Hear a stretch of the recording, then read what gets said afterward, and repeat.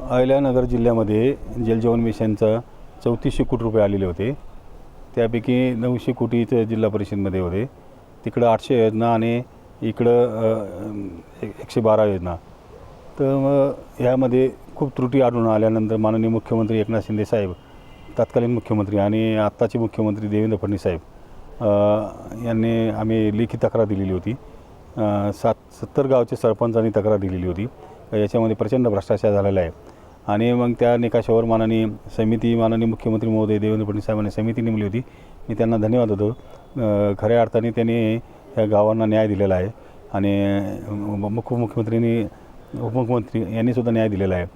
आणि आमची मागणी आहे की ह्या अधिकारी जरी आता 10 अधिकारी निलंबित झालेले असले तरी मुख्य आरोपी त्याच्यामध्ये मुख्य जिल्हा परिषद शिवगिरीकर आहेत, आशिष येरीकर, त्यांच्यावरही कारवाई झाली पाहिजे.